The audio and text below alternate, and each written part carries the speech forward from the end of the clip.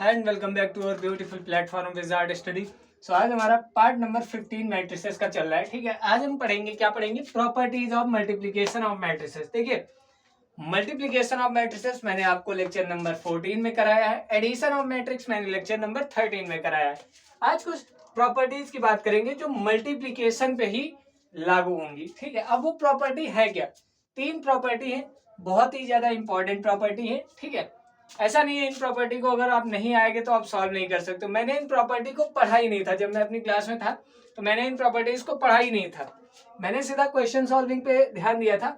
उसके बाद जब क्वेश्चन सॉल्विंग मुझे आने लगी तो प्रॉपर्टी मुझे अपने आप याद आ गई थी। ठीक है, लेकिन मैं यहाँ पे पढ़ा रहा हूँ आपको, तो इसलिए मुझे प्रॉपर्टी बताना बहुत इंपॉर्टेंट है। ठीक है, पहली प्रॉपर्टी क्या है? Associative law. एसोसिएटिव लॉ क्या बोलता है? देखिए, ये एबीसीडी है, यहाँ पे हम एबीसीडी नहीं पढ़ रहे, ये मैट्रिसेस है। ठीक है, ये ए क्या है? ए भी कोई मैट्रिक्स है, बी भी कोई मैट्रिक्स है, सी भी कोई मैट्रिक्स है। ठीक है, तो सबसे पहली बात, 3 प्रॉपर्टी है। सबसे नंबर 1 पे कौन सी प्रॉपर्टी? Associative law.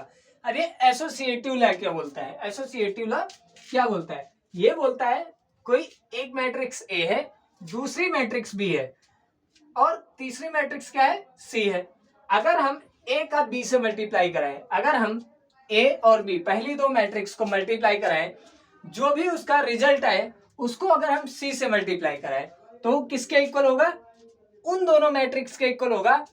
सेकंड और थर्ड के मल्टीप्लाई कराने के बाद जो रिजल्ट आया उसको आप ए से करा दीजिएगा, उससे आपका रिजल्ट मैच हो जाएगा। यानी कि जैसे ए कोई मैट्रिक्स है, बी कोई मैट्रिक्स है, दोनों का मल्टीप्लाई कराया, जो रिजल्टेंट आया उसको सी से कराया, उसके बाद जो रिजल्टेंट आया उसको हम मान लेते हैं डी, उसको हम मान लेते हैं डी। ठीक है, वो किसके इक्वल होगा?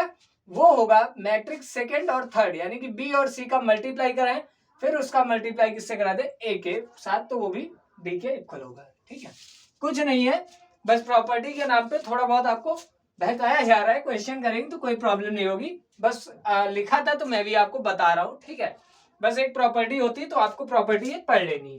दूसरी चीज क्या है? दूसरी प्रॉपर्टी है डिस्ट्रीब्यूटिव लॉ।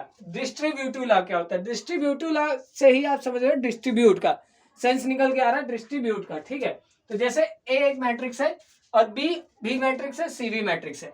अगर हम दोनों मैट्रिक्स को, अगर बी और सी अलग दोनों मैट्रिक्स है, बी और सी को कुछ ऐड करते हैं, बी और सी में हम कुछ ऐड करते हैं, उसका मल्टीप्लाई अगर ए से कराएंगे, देखिए ये भी कह सकते हैं कि ऐड करके, ठीक है, या फिर हम क्या कह सकते हैं, A multiplied with B plus C है तो इसको हम लिख सकते हैं A into B A B plus B into C, मतलब ए इंटू सी ए सी। ठीक है, ए इंटू बी किया, ए बी आ गया, प्लस लगाया, ए इंटू सी किया, ए सी आ गया। ऐसे ही पहली 2 मैट्रिक्स को लीजिए, तीसरे वाले के साथ अगर आप कराना चाहेंगे तो A into C A C plus B into C B C हो जाएगा, कोई प्रॉब्लम नहीं है। ठीक है, ये सेकंड प्रॉपर्टी थी डिस्ट्रीब्यूटिव। थर्ड प्रॉपर्टी थोड़ा ज्यादा इंपॉर्टेंट है, इसको मैं ऐसे ही नहीं लिख रहा हूँ, इसको 2 स्टार देते हैं क्योंकि इसका ज्यादा यूज है आपके लाइफ में, इसका ज्यादा यूज है आपके लाइफ में जब तक आप इंटरमीडिएट में हैं, मैट्रिसेस पढ़ रहे हैं, डिटरमिनेंट पढ़ रहे हैं, तब तक। ठीक, उसके बाद आपके ऊपर डिपेंड है। ठीक है, ये लॉ क्या बोलता है? आई क्या होता है? अब आई मैंने आपको बताया क्या होता है, आइडेंटिटी मैट्रिक्स है। कौन सी मैट्रिक्स है? आइडेंटिटी मैट्रिक्स है।